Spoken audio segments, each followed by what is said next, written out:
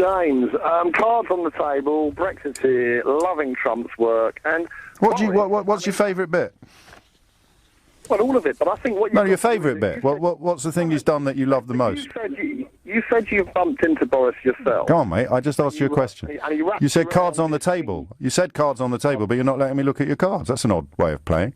Because I want to just cut to the chase. Boris... No, cards on the table. What's the thing Trump's done that you love the most? Because he is a man of his word. What's he done that you love the most?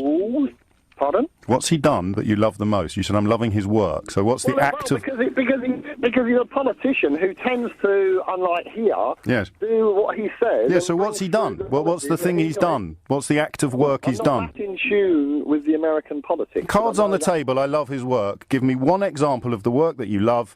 Over to you, Alex. Balls of steel. Okay?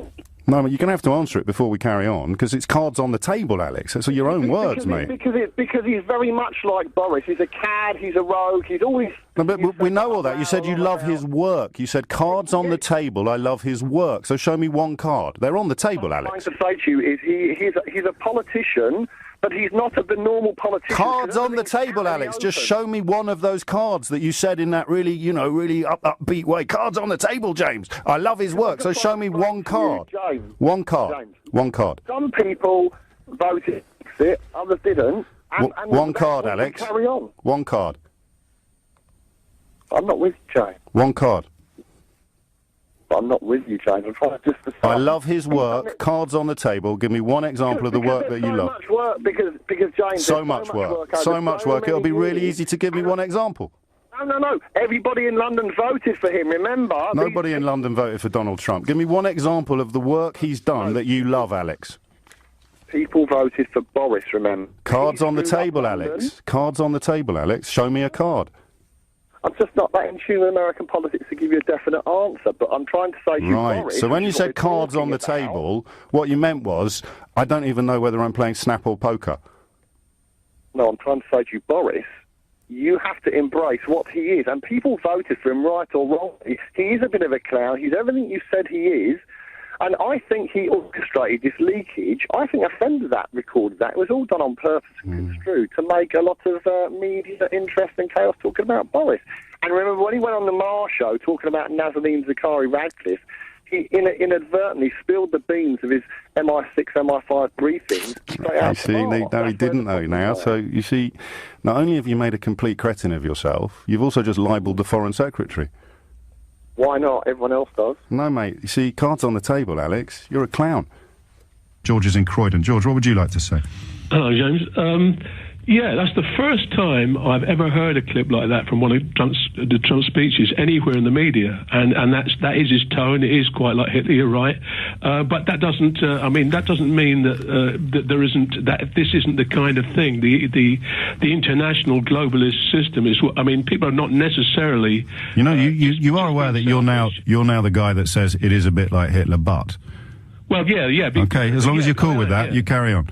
Well, because it's not necessarily about selfishness and racism. It's about people realising that there's a system. Our politicians represent the system, which represents the interests of finance.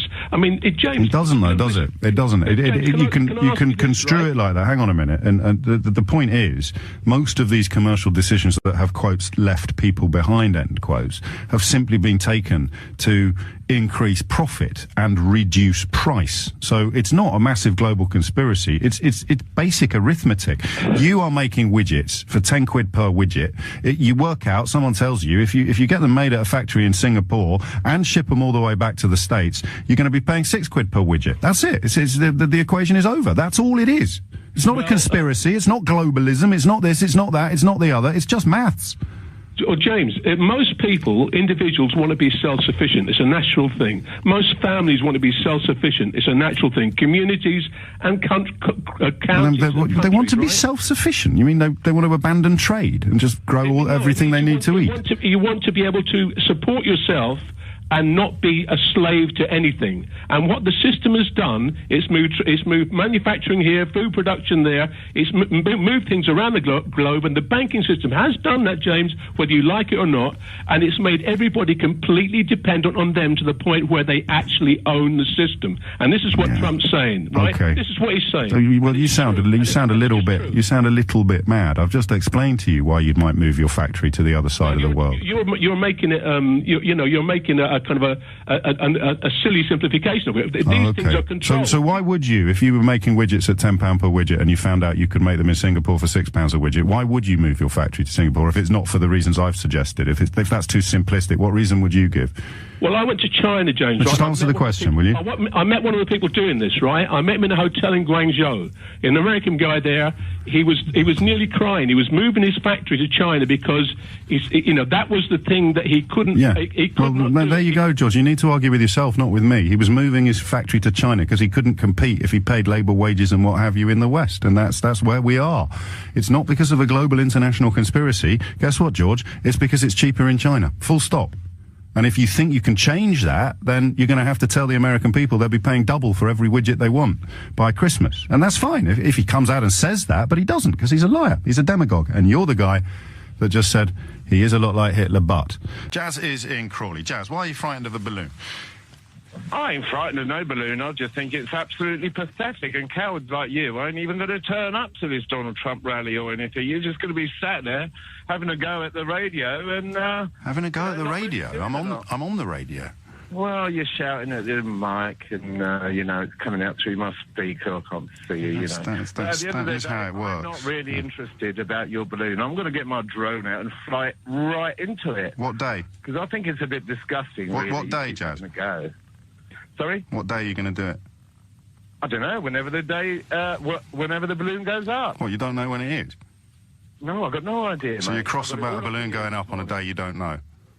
I'm not cross about... You sound quite cross, Jazz. I just think it's really pathetic. Why? Because it's good to mock politicians, isn't it? No. No? Really. You don't think any politician should be mocked?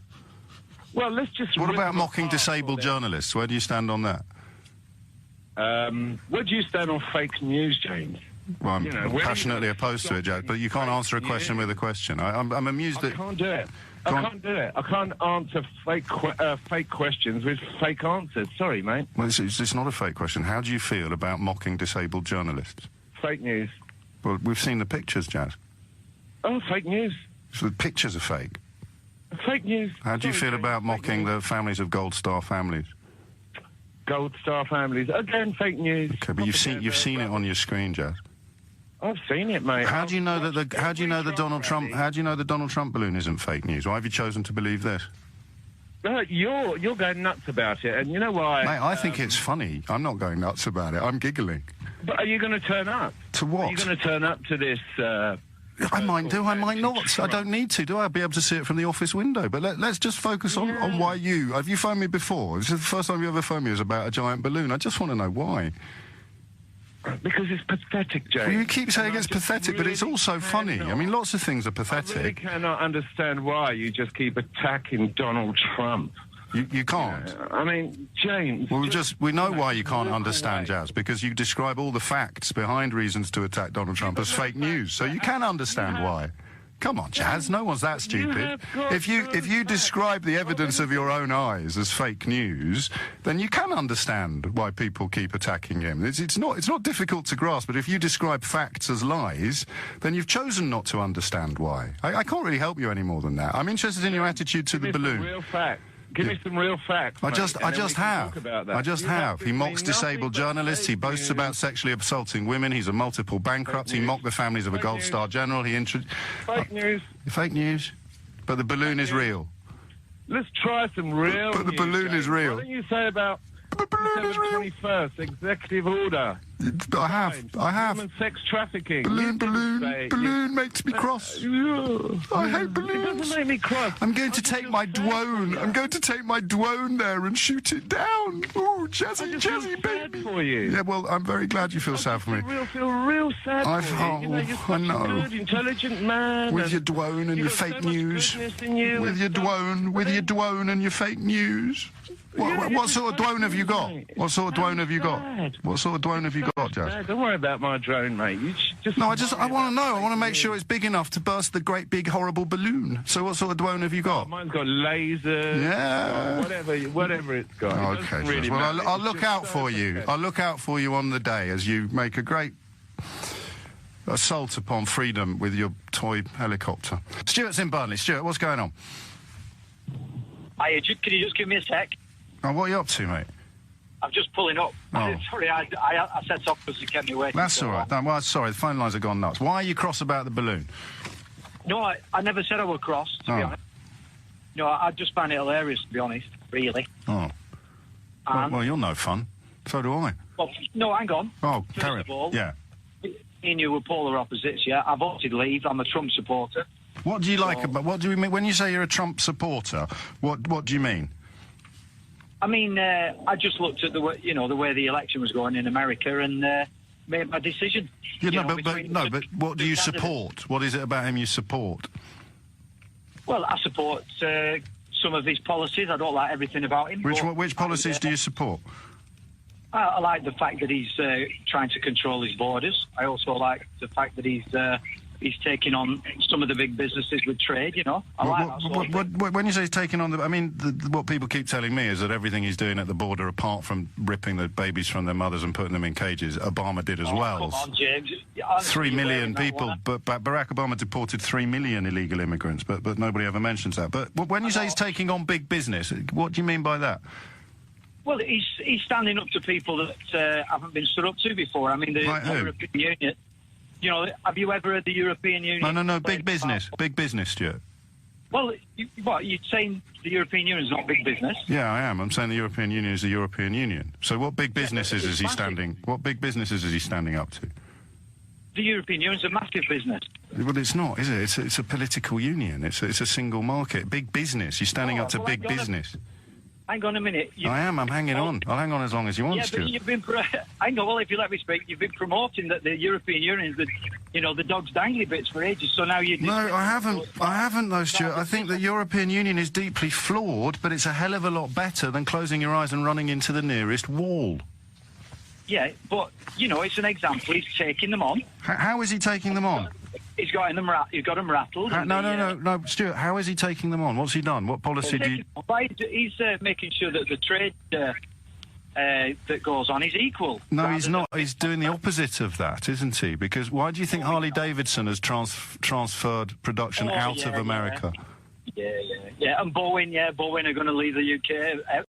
Harley Davidson have already announced that they're moving out some production from America because of tariffs on steel coming in from China and Canada. We've heard it all before. Everybody's going to do everything, but they don't actually do it, do they? But they already have. What have they done so far? They've announced that they're removing production from America because they don't want to pay for the steel under the tariffs that Donald Trump has introduced. Stuart, mate, you're supposed to be telling me about the stuff you support, and so far all you've really done is just keep saying European Union a lot. I actually rang up to talk about a balloon. No, I asked you why you were cross about the balloon.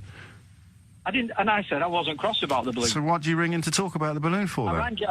I actually said to your person on the line that I find it hilarious. Yeah, you told me that already, and then you moved on to other stuff about Trump. Yeah, but tell you why I think it's hilarious. Yeah, go on. Oh, by the way, when I said that we were polar opposites and I voted to leave... No, you've done it again. You've just started talking about the balloon, and then you've gone off on a tangent, and then in 2 minutes you'll say that I didn't let you talk about the balloon. Talk about the balloon. Everyone knows we're polar opposites, Stuart. It could not be clearer. Hang on. I want your listeners to know that I'm 2-0 up. OK. Paul, let me tell you, Stuart is 2-0 up. For anyone who might have missed those goals because they went to make a cup of tea, Stuart is 2-0 up. Now, back to the balloon. Right, good. Right. Now, the other thing is, the balloon. Yes. I find it absolutely hilarious. Yeah, you said 4 times. Everything that's going on with Trump, if that's the best that you've got, if that's it, a balloon, flying a balloon, it just it just smells of desperation from the left. Is that it? Is that what you've got, a balloon? You think the only opposition to Donald Trump is the balloon? Yeah. Is that what he's clinging on to, a balloon? No, people just think it's funny, but you said that yourself. Yeah, but the coverage of it today, you know... Well, the coverage on this programme has, to be fair, Stuart, and I know you're 2-0 up, so I can say this confident that I won't take the lead as a result. On this programme, the coverage has really just involved laughing at really silly people like you. Oh, here we go. Here we go. Yeah, and let me just put you right on something. Locking children in cages, you keep repeating it and repeating it. Have we got the footage of that? Actually, I think we have, haven't we? Yeah, stay there, Stuart. No. We've got the tapes from the actual camp, I think. Ready, Stuart, put your dummy in for a minute, mate. Go on, Stuart. Say something else stupid. That sounds like the Remainers. There we go. Well done. Graham's in Whitechapel. Graham, what's going on? Hello, James. Good morning. Hello, mate. Yeah, well, to be honest, I'm a full support. I support Donald Trump. I've heard many a lie come out of the White House before Donald Trump was even thinking about running for the White House. Let's go for one lie. The White House is saying that they're not dropping white phosphorus on Fallujah. Al Jazeera is showing me videos of white phosphorus being dropped on Fallujah. You know... Why does that make Donald Trump a truth teller? Well, I've not said he's a truth teller yet. We haven't even got down to Donald Trump. I'm just pointing out... Well, that's what the phone-in is about, Donald Trump. Yeah, and I'm a full supporter of Donald Trump. Do you think he's a liar? No, I don't think he's a liar. When he said he was going to release his tax returns, was he telling the truth? I think he was telling the truth, but things... So they're incoming, are they? Huh? They're incoming, are they? Possibly. Right. And the numbers yesterday? The numbers at the inauguration yesterday, when he sent his press spokesperson out to say they were the biggest ever? I mean, unless you're using a different mode of counting from everybody else, was that a lie or not? Well, let's put it like this. The pictures that CNN put out and the pictures of the programme that I watched on the inauguration, they wasn't the same two things. So I'm not saying that CNN... So what programme did you watch? The finished bit of I watched it on the internet. You watched it on the internet, and what cameras were they using? I think they was using the general cameras or unless they had their own. I'm not like that technical. I'm not technical like that, James, to know exactly whose cameras they was using. Do you not want to know? I mean, otherwise you could have been watching anything. Well, I couldn't have, because Donald Trump was on the stage, so I wasn't watching Kim Jong or anyone else, or President Putin. It was Donald Trump. But it was somehow that camera was seeing different pictures from all the other cameras that were there. But you don't know. You don't know where your camera came from. I've not actually seen moving pictures of empty crowds. I've only seen photographs of that. So you were watching photographs on the internet? No, James. No, I wasn't watching photographs. I was watching a live stream. But they weren't moving crowds. No, I'm talking about the pictures of nobody being there with like the empty bits that CNN is rolling out. How do you know? You didn't watch CNN. James, I've watched CNN since then. Since then, you've watched it, and you saw different pictures from the ones you saw on the internet. The kind of person I am. I'm the type of person. I think I know what type of person you are, Graham. What? Well, go on then. You tell me. You're a kind of person that watches stuff on the internet and thinks it's more reliable than other stuff. No, James. All right, sorry. So you've been lying to me. No. Come on. Are you going to let me talk? Or are you just going to run me down and try and hustle me into making some kind of fool of myself? Down the rabbit hole. I'm letting you talk, but that's how you're making a fool of yourself. If I interrupted you more, you'd be making less of a fool of yourself. But you carry on. Right. Okay. So as I was saying, what I saw from CNN was not what I saw live on the stream. What I have seen since watching the stream is different to what I watched when I was watching it. It wasn't the same thing, if that makes sense. I know it won't, because it doesn't make sense to you, does it? It doesn't matter what I think. Does it make sense to you, what you just said? Of course it does. Say it again? Of course it does. Of course it does. Say it again? Listen. I sit down and I watch BBC News. I take in news from all places. No. It was CNN a minute ago, but say again the stuff you just said that made sense. Say it again. James, you can rewind it when we're done and play that again. I'm trying to That make would the be point. cruel. If you don't want me to make the point, do you want me to just go? You keep saying that. I'm hardly talking. Say it again. Explain it again. The same point. Have another go. No. You see, now that you've riled me up, you're not saying anything. You know what you're doing, James. You're a bear baiter. You're a bear baiter. And you're a big bear, are you? No, I'm not a bear. Oh. I've got a bit of a beard. Who am I baiting then? You're baiting me. But you're not a bear. What I want. Oh, do you know what? Are you having a it's laugh? awful. Are you really having a laugh? I am having a massive laugh, Graham. Yeah, do you know what? It don't surprise me. Entirely at your expense, but I've got to find a way not to laugh at you, haven't I? Because you saw a stream. No.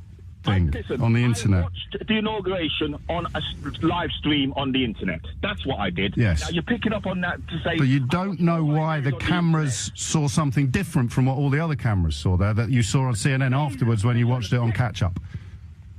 That's right. What they were showing. Okay, well, I'll tell you what. Ring me back when you found out who was running the cameras that you saw the inauguration on, and then we can find out. We can check it, can't we? We can go objective. That's absolute rubbish. But anyway, James, go on. You've had your moment. I've had my moment. Yeah. I thought I was interrupting you all the time. The trolls, mate, because you don't let nobody speak. As soon as they're speaking, you interrupt them, and then when they stop speaking, then you don't speak to make them look even stupider. Oh. You're good at it. You're good at it. Well, but then again, you've had a lot of practice at it, haven't you? So. Graham, mate, I don't think anything I did in the course of that conversation was responsible for you sounding stupid. I really don't. But if that keeps you comfortable, or that warms you, or allows you to cling to your last vestige of credibility, then I am happy. I am happy to be whatever it is you think I am.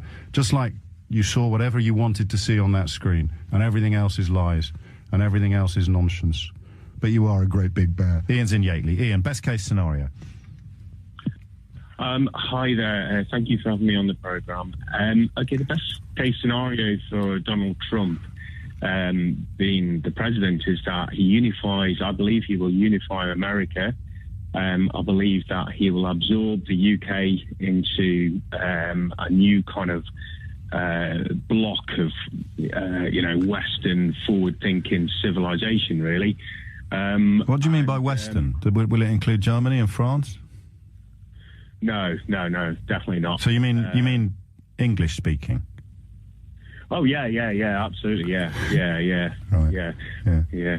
And white, mostly white, because I mean he's not got a strong track record with ethnic minorities in America. He called them all rapists, and he wants to ban all Muslims from the country. So he's not going to unify them, is he?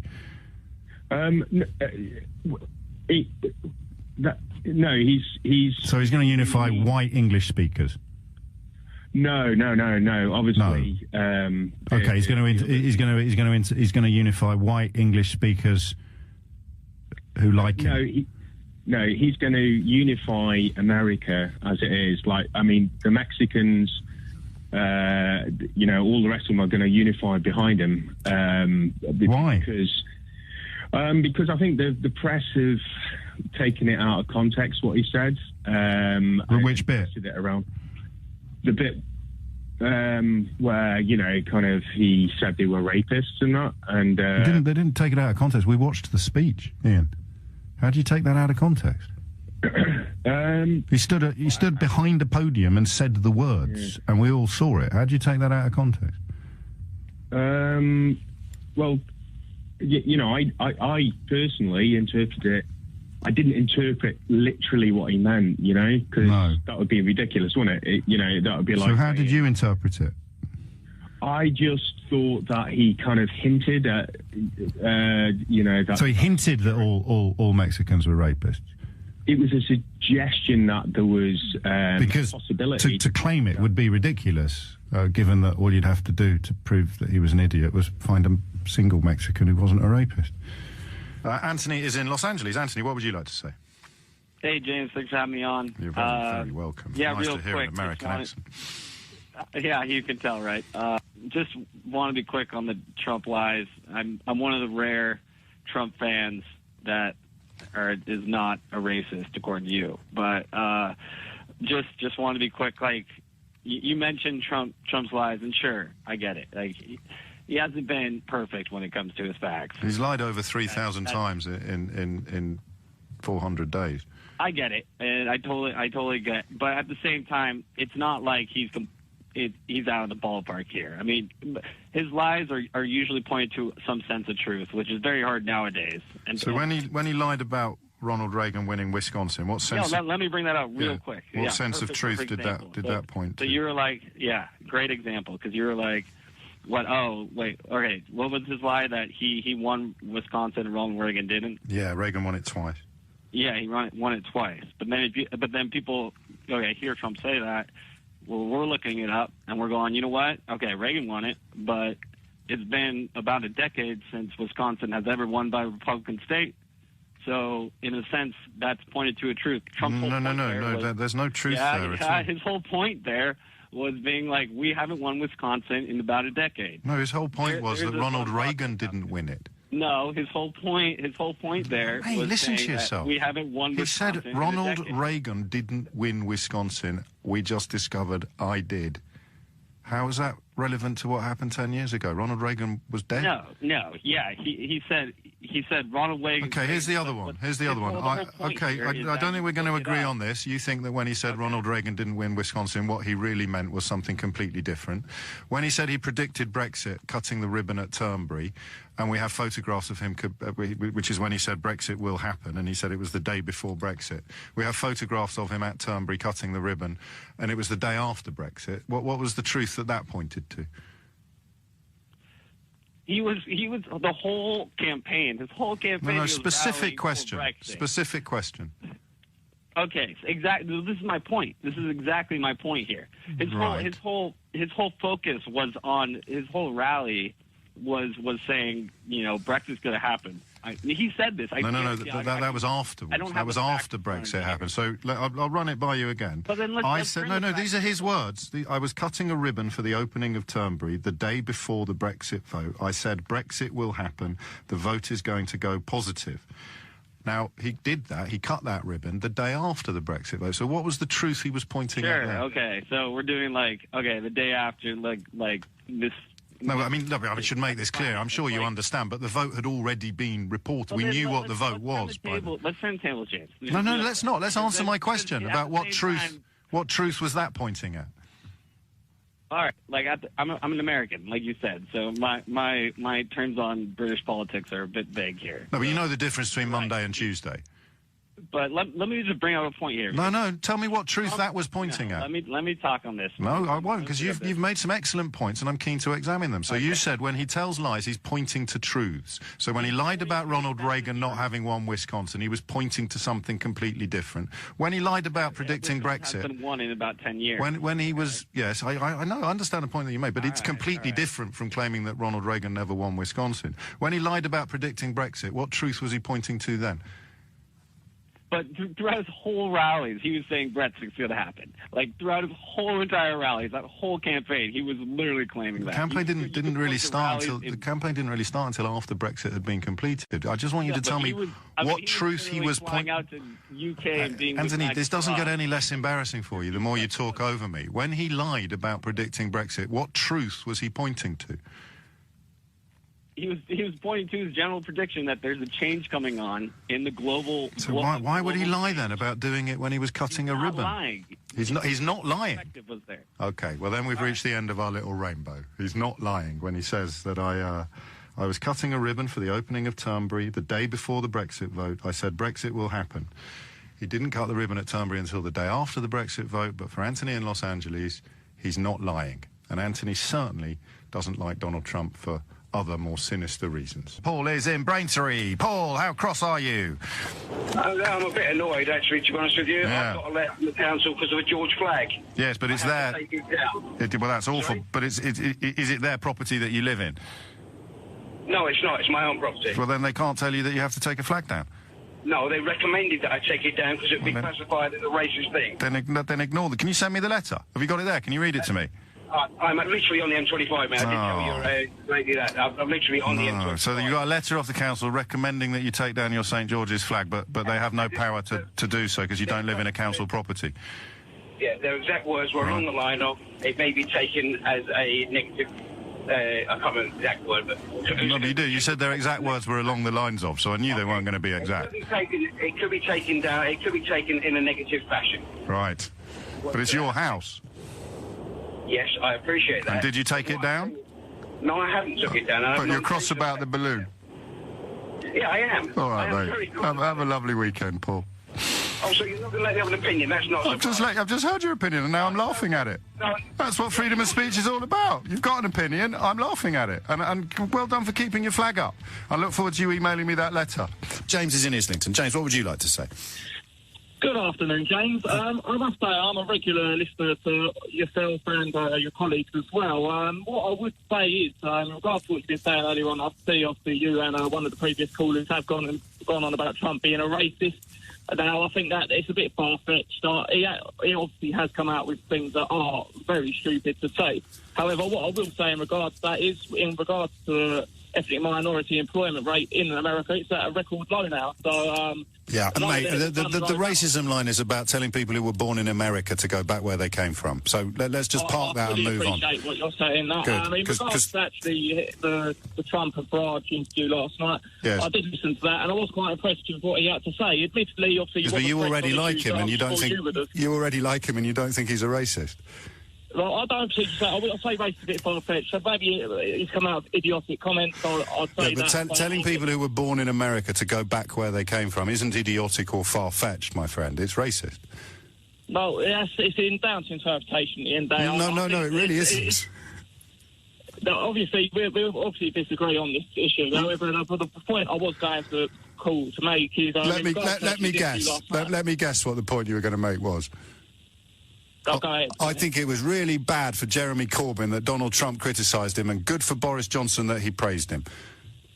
Well, you hit the nail on the head. I personally do think that is the reason. Go on, then, let me ask you why. Analogy.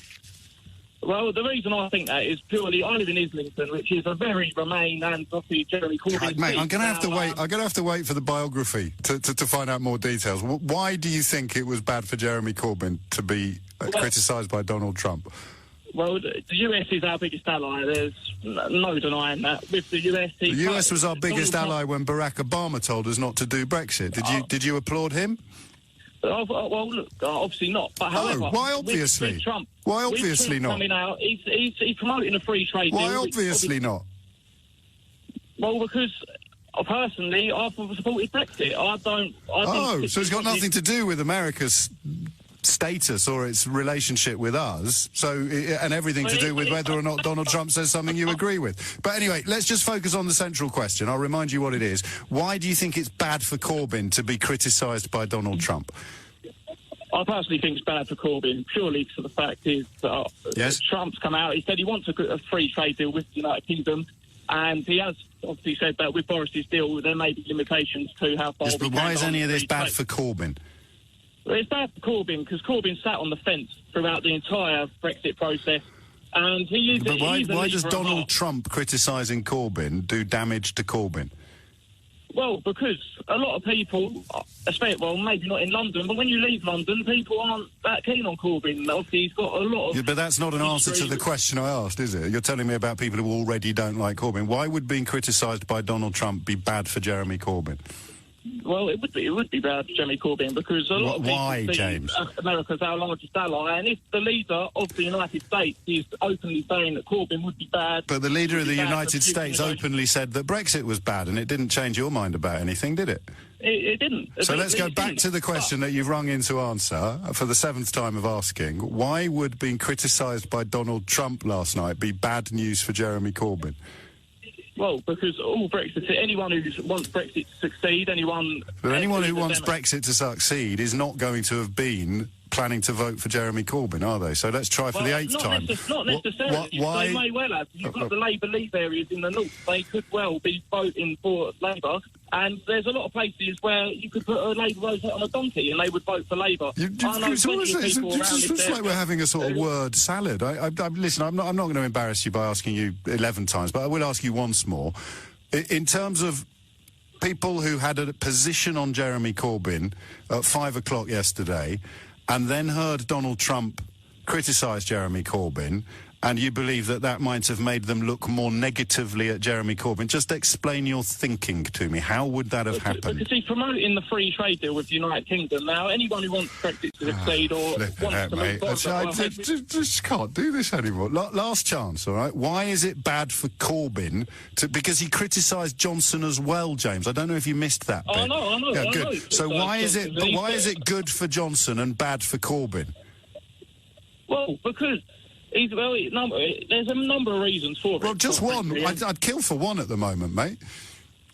Well, at the end of the day, Jeremy Corbyn could potentially become Prime Minister. Now, well we want a good working relationship with our closest But he criticised Johnson's deal as well. He criticised Johnson's deal as well. So how is that good for Johnson? He said Johnson is a great guy on numerous occasions.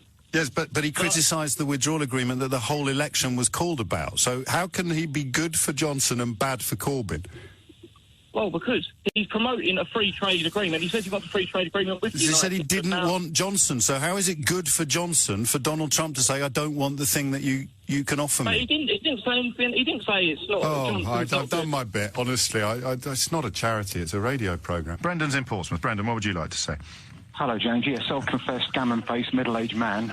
Me too, mate. But gammon is a state of mind, not a state of facial. Not too similar to yourself, yes. But where we do part company is, despite having an excellent sense of humour, I actually don't like the idea of the balloon. I can understand the hostility against it. You've just had Nick Clegg on saying that the world's becoming a bit more isolationist and, trade wars and everything else. So I just can't understand how doing this sort of thing can advance sort of like the principle of friendship. You can't make friends with Donald. You can't make friends. No, there are lots of... I'm going to have to speak at some point. That don't get it. They just see what they see on the TV. They don't understand really what's underneath the bonnet and such. Like, it feels to me very much like a personal battle now between Sadiq Khan and Donald Trump as well. And the Met Police and the Air Traffic Control Office. Yeah, because the right-wing media is trying to make you see it as a personal battle. You'd need to find evidence of Sadiq Khan turning down similar-sized blimps, but clearing this one for it to be even anything remotely resembling that. But I don't want you to fall into that trap, because the police and the... Do you think the police and the Air Traffic Control are having a personal battle with Donald Trump as well? Mate, I'm talking to you. Around it. I understand you are, mate. I understand that. But you've got to slow down a little bit, because you've already said a couple of things that aren't true. Okay, mate, all right. No, so do you think the police... If your father-in-law were to come around your house for the first time, the very first time that you'd ever met him before, do you think it would be common courtesy to put a balloon up of him in the living room, paint him orange with a giant nappy on? How do you think that relationship would develop? Does he publicly abuse disabled people?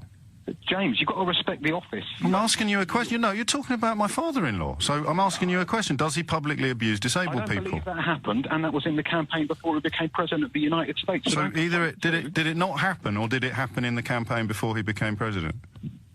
Because you just said both. If from what you're referring to happened during the course of the campaign. So did this man abuse disabled people? So did this man abuse disabled people before he became my father-in-law?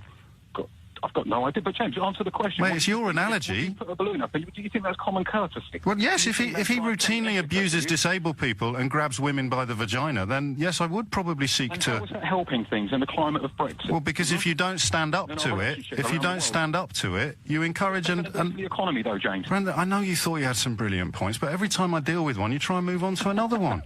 What's it going to do for the economy? What's what going to do for the economy? Isolating the United States. Mate, he's just launched a trade war against his closest allies.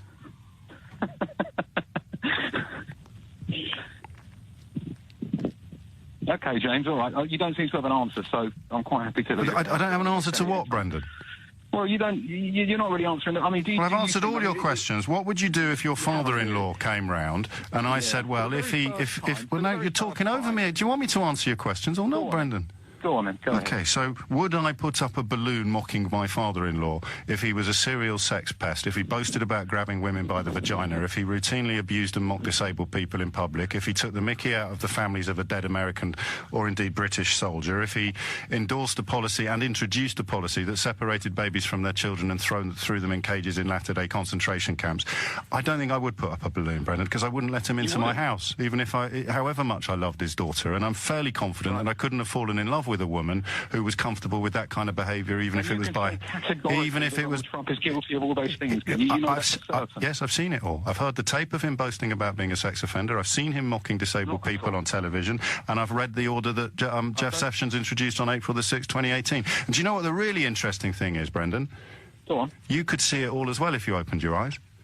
Oh, I can see quite a lot, James. I can see that you've been quite along about a lot of things politically in the past, such as your original support for Boris Johnson, which you've later reneged on and assassinated his character. Do you know why? Because I can admit when I'm wrong. That's something else. That's something else you can learn from. Because you didn't research it properly, despite the fact that you're sitting on a national platform. What do you mean I didn't research it properly? I researched everything properly. I didn't know as much about it then as I did now, because I didn't think the country would be stupid enough to go down this road. So to be clear, your argument is, when you rang in, you thought, I'll ask him if he'd put up a balloon of his father-in-law in his living room on his first visit, and I've pointed out to you that would not be anywhere near enough a strong enough opposition to the behaviour that we know Donald Trump has undertaken, and now you're talking to me about Boris Johnson.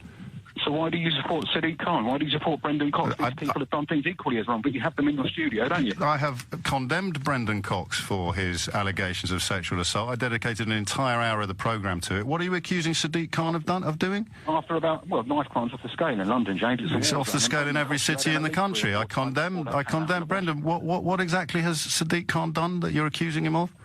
Well, I think the Mayor of London isn't doing a very good job of reducing knife crime. So do I. I think it's higher than it's ever been before. So do I. It's pretty poor. So do I. But what are you accusing him of?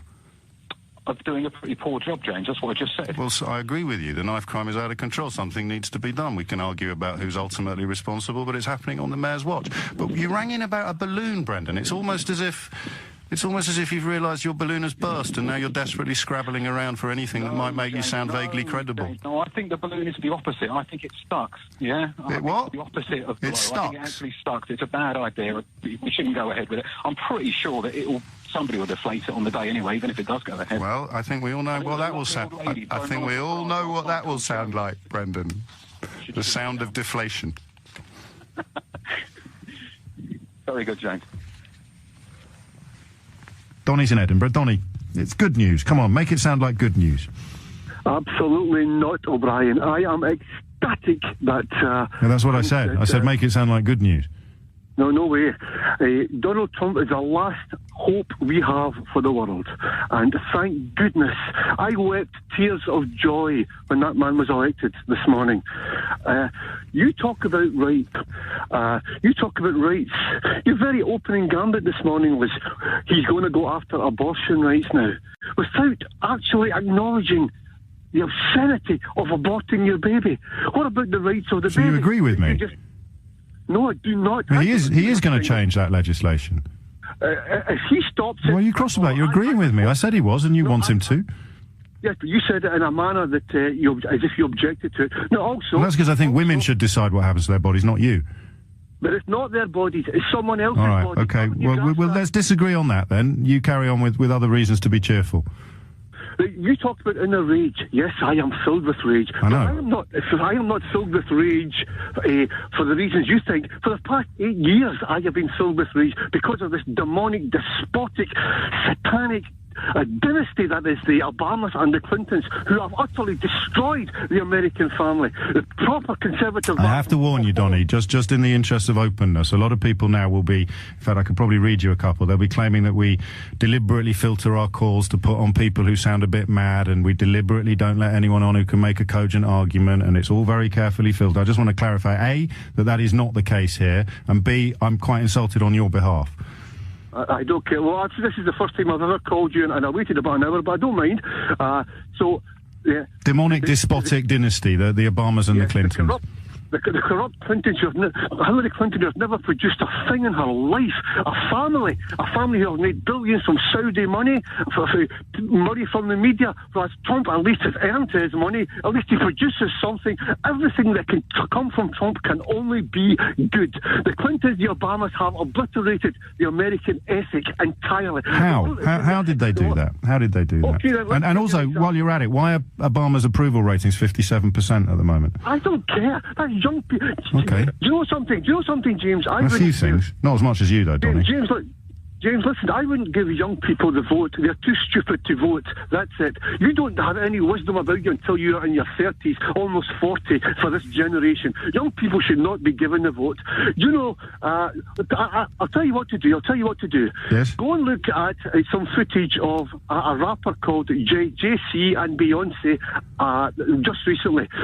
They spewed the most hateful filth I have ever heard on stage. And guess what? Hillary Clinton came on amid great cheers. This is the woman that you would have as president. A woman who embraces rap stars who are the very antithesis of everything that is right in the family. And you would rather she was president. And you dare to call Donald Trump the Antichrist. Whatever he is... Hey? I think you're the one using the religious imagery, but if you want to talk about family values, how do you feel about Donald Trump saying that he'd probably date his own daughter if he wasn't her father? That is tongue-in-cheek remarks. That means nothing. I don't care what he did. But rappers preach the gospel from the stage. When Donald Trump says that he'd date his own daughter if they weren't related, that's tongue-in-cheek. Rappers didn't say that. Rappers... Go on, I'll tell you what, go on. I've really enjoyed listening to you, and I think you should probably go and have a little lie down now. Yeah, well, we'll go and have a lie down, and I'll rest the sleep. I'll rest the sleep of the innocent. Yes, you have the sleep of the innocent. Are you being tongue-in-cheek now, or is that a real person? Someone proper is in power now. Someone good, someone right is in power now. The nightmare has ended. There you go. That's better, isn't it? It's not till January. You do not... Oh, no, I shouldn't tell him that, should I? You know it's not until January. The despotic, demonic dynasty's still there until January. Yes, and I will enjoy this holiday honeymoon period while it lasts. Good. God bless, Donny. God bless. Paul's in Manchester. Paul, how upset are you? James, listen. I am. It's the reason why they're allowed to do this is because of the democratic right to free speech. So they're allowed to do this because of the democratic right to free speech. For 2 years, they've been destroying the democratic right of 17.4 million people, including MPs. Who has? Right? So who has? Well, everybody, all the snowflakes that have been saying, we want this, we want that, we want. So they don't have a democratic right to free speech. The snowflakes. Well, where's the democratic? How can the democratic right only come from one side? Well, it doesn't. You just described two sides. We're being told that we're racist. Yeah. And that we didn't know what we was doing. Well, that's free speech. That's free speech. It's not free speech. It is, isn't it? Because so 17.4 million people didn't have the right to say what they wanted. Of course they did, and they said it. What they wanted, and when they did say what they wanted to happen, we're talking about balloons. We're talking about balloons. Yeah. Well, the second point on that. Oh yeah, good. I've only got 2 points. Well, I don't know that we've actually hit one yet, Paul. To be honest with you. The second point. Yeah. I don't know whether you've been watching EastEnders, but they've been portraying on screen about the death of a young boy that's been stabbed. Right. And how that reacts on the family. Instead of Lord Mayor Khan and his office and the police turning around and saying, oh, yeah, that's a great thing to do. Why don't they get off the bums and stop knife crime and save people's lives? How would that... I mean, no one's going to argue about the importance of tackling knife crime, but how would not flying the balloon, do you think, reduce knife crime? Well, they're making light when they've got more important things to be doing. Well, it's literally a signature. It's literally a signature on a piece of paper. I'm intrigued as to how not having a balloon of Donald Trump flying would reduce knife. How would it reduce knife crime? Well, 10,000 people signed this petition. 17.4 million people signed a referendum. Yes, but you're not. You don't think you should be allowed to criticise the 10,000 people who signed the petition because you don't think other people should be allowed to criticise the 17.4 million who voted to leave the European Union. You can't have it both ways, Paul. Anyway, you said you had 2 points. You said you had 2 points. You said you had 2 points. Let's hear the first one. Well, the first one is that we have a democratic society, therefore people's views should be allowed on both sides. Yeah, exactly right. So fly the balloon. 17.4 million people said they wanted to leave the EU. right? Some of them wanted to be like Norway. Some of them wanted to be like Switzerland. Some of them wanted to keep freedom of movement. Some of them thought that we'd be able to stay in the customs union. 22% of them thought there was only a slight risk of having to leave the single market. So they didn't all vote for the same thing, Paul. Or am I denigrating your democratic freedom by pointing out that what you say isn't really true? No, you're not, because that's your view. So let's back. It's not my view, mate. Those are facts. Well, okay, that's your facts. No. Those are the facts. They're your facts as well. They're all our facts. They're the only facts. Since then, look what's happening now. We're not going to be leaving the EU. Well, I don't know that that's true, but of course, what you're really cross about, and I did hope that we would be talking about balloons this hour, but what you're really cross about is all the people... It's absolutely disgraceful that we're putting a balloon up against Donald Trump. But it's freedom of speech. No, yeah, well, okay. So why didn't we have freedom of speech when the Saudis came over? We did. There was a massive protest outside 10 Downing Street. I went down there myself. They didn't put balloons in the sky. Well, no one applied to. They could have done. No one applied to. So you want more balloons? I don't understand, Paul. So you think we should have had more balloons? You're cross that there's only one balloon for Donald Trump. You wanted one for the Saudi Crown Prince as well. Well, for all of them, yeah. So your complaint is there aren't enough. So you've ring in to say there aren't enough balloons mocking foreign leaders. Well, if you're going to do it for one, you've got to do it for them all. Well then, where is your crowdfunding petition, mate? I'm not a crowdfunding petition. Well, that's how this one happened. This is how it happened. Yeah, well, if that's so you are literally free, as a citizen of this democratic country, you're literally free to pay for and apply to float a balloon about anyone you want in this country. So maybe you should do that. Like Nick Ferrari's turned around and said previously, right? It's a good job we're not at war, because then people would have something really to worry about. Which people would? Crowdfunding permissions to put... Mate, come on. I'd never speak ill of colleagues, but the idea... Well, no, and I won't speak ill of Nick, but you think we should be at war because people think a balloon is funny? No, I think that if we was at war, people would have much more serious things to worry about than putting a balloon in the sky. But you've rung in literally because you're so worried about the balloon in the sky. Well, yeah, what's wrong with Donald Trump? No, you've literally rung in to complain about the balloon, and then in the space of 5 minutes you've said we should be at war so that people don't get so worked up about something as silly as a balloon. You're literally describing yourself now, Paul. Yes. If we were at war, people would have much more to worry about than putting a balloon in the sky. But I'm not worried about the balloon in the sky, and we're not at war. You're worried about it. Why do you need a war? Why do you need a war to stop being worried about the balloon, Paul? Everything's going so left-wing. Everything's going all nice and, we'll bring back flower power and all go and sit in the park and all down with being nice to people. Why do you need a war to stop being cross about the balloon? I'm just interested. Because then you'd have to worry about things like getting your kids to an air raid show. No, here's the thing. Listen to me, Paul. Sure you've got potatoes growing in your garden so you can eat. Yes, no, these are all... I've got potatoes growing in my allotment, and I'm not at war. There you go. No, but if there was one, you'd be prepared. I'd be growing more potatoes. What would the others do? Well, I'd probably, depending on who we were fighting against, I'd probably try to sign up. But listen, I'm going to give you some really helpful advice, all right? Go on. You don't need to go to war to stop being cross about the balloon, Paul. What you do now is you just say, Paul, stop being cross about the balloon. Let's try it. No, what we need... No, stop it. This is my good deed for the day, Paul. Bows and arrows go up and pop the balloon. Paul, well, no, because that would be silly. And that wouldn't... But because you're trying to not be angry about the... You're trying to not be angry about the balloon, Paul. So going down there and getting arrested for having an offensive weapon in a public place would make the situation worse, not better. So I'm going to try and help you... We've got soldiers that can do that. We've got soldiers that can do that as well. Well, I mean, maybe they wouldn't be there if we were at war. So here's the thing. You have chosen to be angry about a balloon. You have somehow persuaded yourself that you wouldn't be angry about the balloon if only we were at war.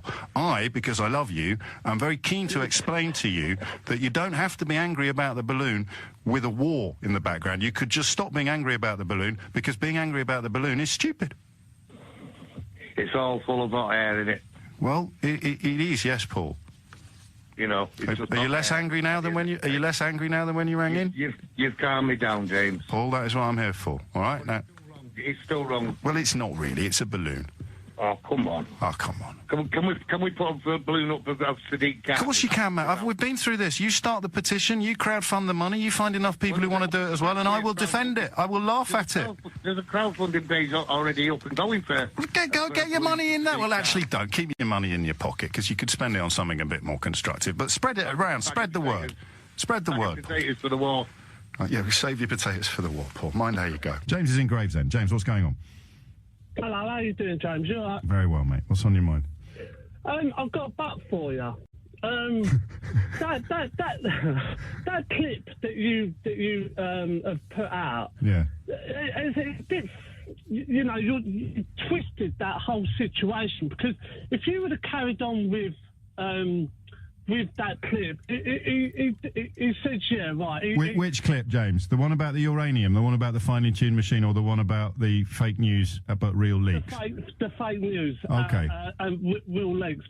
I haven't twisted it in the sense of, I mean, it's shorter than the whole 76 minutes. What it is, you've put in, he said, yeah, it's real leaks, fake news. Yeah. But the time the media have finished with the real leaks, it is fake news.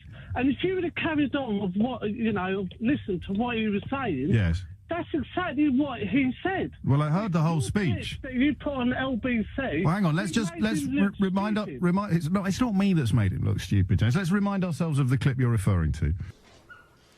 Well, the leaks are real. You're the one that wrote about them and reported them. I mean, the leaks are real. You know what they said. You saw it. And the leaks are absolutely real. The news is fake because so much of the news is fake. Okay, the news is fake because so much of the news is fake. The leaks are real. You know that because you wrote about them and reported them. You're going to have to unpick me. You're going to have to help me out here, James. So what he's trying to say, that the leaks are real, yeah, but the time the media have finished with it, it's fake. Well, so which bits are fake then? Well, what the media have twisted. What he's trying to say is the media twist the leaks. How? So what I say, if they've just got one paragraph of the truth, no, they've got the full transcripts of the conversations. Listen, I don't want to press you, but you've got to give me an example of what you mean. They've got the full transcripts of the conversation. He said to the journalists that wrote the stories, you know the leaks are real. James, hang on, mate. This is important. He said to the journalists that wrote the stories, you know the leaks are real. You guys reported them, but the news is fake. So just give me a bit of help. And I appreciate this isn't your profession, but at what point did it become fake in your opinion? Well, give me an example of something that's not true that got reported. I understand where he's coming from. I really do. I understand because I not hate the media, but I dislike them, I distrust them. Because, especially the BBC... That's fine, but I'm going to just ask you once more. Can you just tell me something that has been published in America about these leaks that's not true? Well, I've not dig deep into the leaks. But no, it's not the leaks. The leaks are real. It's the fake news I want to hear about. Coming from. Yeah. I understand where he's coming from. What he was trying to say was the time the media finished with it, they twisted it. And precisely. So show me the twist. Where is the report that contains something about the leaks that's not true? Because he didn't have a single example. I've not dig deep into what the leaks are about. Right. What I've rang up to say is, this is what the media do. They twist things, and they make... But we haven't found a single twist. No, but this is what the media does. No, but we haven't found a single twist. He's got it in with CNN. CNN's got so much hate. Okay, that's what he said. That's what he said. Who would you point at first at CNN as an example of someone who's expressed hatred of Donald Trump? Oh, I'll tell you, I'll watch CNN. The fella with the grey hair, the hate that comes from him. So give me an example. What's he... They put a whole panel in of the left that hate him. Okay, but this is what Donald Trump said yesterday. This is what he said yesterday. You're quoting him. What do you mean? You're quoting Donald Trump. You're just repeating what he says. No, what he was trying to say, what he was saying is that the media twist it, and I know they do. Yeah, but you can't show me. Just show me a twist. One twist. Okay, if I'm not dig deep into the leaks... But surely you have to dig deep before you arrive at a conclusion about what's going on. Well, I only saw it last night. So, Yeah, but you're certain that he's twisted. All right, listen. I'll tell you what, Yeah. I will dig deep tonight, and I will phone you back tomorrow. Yeah, I'm not on tomorrow. Ray's in Billericay. Why does the balloon upset you, Ray? Because it's disrespectful. To whom? To the country, to the Queen. I don't mind people being mocked in spitting image, in cartoons, and things like that. That's fine. But you've got a leader of the biggest country in the world that saved us in 2 world wars, and you're mocking the man. Yes, mocking the man, not the country. You're Donald Trump. No, Ray. Donald Trump dodged the draft. People, if you don't agree with them, you cut them off as you did about 10 minutes ago, and this is what I'm going to do with you. Go on then, Ray. Oh no, Ray! Oh no! Oh, what am I going to do with this slice of pineapple now? Yanni is in Croydon. Yanni, what would you like to say? Good morning, James. Hello. Well, first of all, I don't agree with that guy who was just whatever Scalamaggi or whatever his name is. But I don't think it's Trump's fault at all. I know you like to quickly jump on Trump, but this is all Obama's fault and his administration before. For years, North Korea or Kim Jong-un has been threatening America and its citizens, and he's done nothing but talk. Yeah, he's a good talker, but that's all he ever did. You're forgetting that that man created ISIS. He was saying it in front of us, our eyes and our ears for years, saying arming rebel ISIL forces, and that eventually led to ISIS. And he always put these sanctions, so-called sanctions... So, are you talking about Kim Jong-un or Barack Obama now? No, but Barack Obama... This is created ISIS. Yeah, he did. Him and his Clinton buddies created them by arming the rebels, so-called ISIL forces, as he always said in the media, in his speeches. And then with the North Korea, he's always sanctioned. He's put all these sanctions on about how he shouldn't be threatening us, etc. For once, you've got a president who's actually going to back up and defend American people if need must. What's he going to do you think? So you think there is going to be a war? Of course there will be, eventually. Of course there will be. If they keep playing up like they do, like a sport little brat, then they're going to get dealt with, aren't they? So who are you talking about, America or North Korea? North Korea. Right, and you've got to feel for the people more than anything. What they should do so is let's just bomb them take then. out the leader. No, just take out the leader. Right. Just take him out. Because all you're doing is slandering Trump. But what's he doing? He's just defending American people when they're being threatened again and again and again. But I bet if North Korea bombed an American place, you'd be like, oh, this is bad. How dare he? But then as soon as Trump done something, you'll go, oh, how dare he do that? Look at him. He's a criminal. He's a murderer. Hang on, you just that would be the same reaction. And all this. You just said how dare he twice. I mean, surely I've got to approve of one and disapprove of the other for you to have a point. Well, no, but listen, I'm not denying Trump's a bit of a numpty. You can't deny that. Look at him. Just look at him. Mate, let's start again. And when you picked up the phone, I thought I'm just going to give James a ring and tell him what I think. What was the sort of crystallised thought in your brain when you did that? Well, all this started from Obama. Right, which is what Sean Hannity has been saying on Fox News. Yeah. Okay, that's fine. I mean, it works, doesn't it? Otherwise, I wouldn't pay him so much. Stuart's in Bath to steer us back to the Donald Trump conversation. Stuart, what would you like to say? Just a few words in defence of Donald Trump, please, mate, President Trump, if possible. Yeah, go on. Well, I don't think it's racist what he said to the four ladies in Congress there, in any way, shape or form. They're all Americans. And he's just pointing out that their disruptive activities, I mean, they're hardline socialists, mate. They're left-wing extremists. And they're trying to change American politics from within. And he's just pointing that out. And what's he trying to do when he took over from Barack Obama? Was he trying to carry on doing politics exactly the same as Obama did, or was he trying to change it from within? Well, Obama didn't successfully change it from within, so it's not a trick question. Did Donald Trump seek to carry on conducting politics in America in a fashion identical to his predecessor, or did he seek to change it from within by becoming president? I know it's not a trick question, and I'll say exactly what I just said again. Obama didn't change American society like he wanted to, so Donald Trump is just re-establishing American capitalism. Pardon? You heard. Donald Trump is re-establishing American capitalism. 51 months of consecutive growth, all of which began with Obama. No, Obama's taking credit for growth. That's absolute hogwash, and you know it. Stuart, can you count? Mate, you are in sympathy with these ladies in Congress who are trying to transform the country Stu, you're into on a the socialist radio. country. Don't interrupt me, mate. Don't interrupt me. You are on the side of these women because you would favour socialist society, a left-wing society as well. Go on, mate. I'm not interrupting you. I'm waiting for you to say something sensible. No, you just can't come back with anything. Mate, you're in sympathy with these women, and... Name them. Name them. Media. Name them. Well, AOC, for a start. What does that stand for? Alexandria Occasional Cortex. No. So you know all about their politics, you don't even know their names, and you're on national radio having your pants pulled down. Alexandria Ocasio-Cortez, Omar, Presley.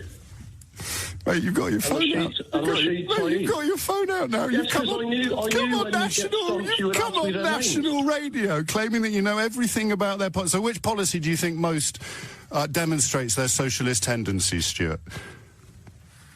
High taxes beyond all belief, and ploughing that money into public services. Mate, you can't have high taxes under socialism because everybody earns the same. So let's try again. Which policy do you think best espouses their socialist tendencies?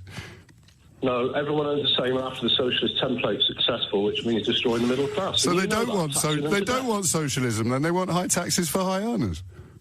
Are you telling me those women don't want socialism in America? Stuart, I'm telling you, you don't even know their names. Stuart, you don't even know their names. Did you just say? Did you just say fifth column? I knew you'd ask me. Yes, but you looked it up on your phone. Stop interrupting. Yes, sorry, Stuart. Carry on.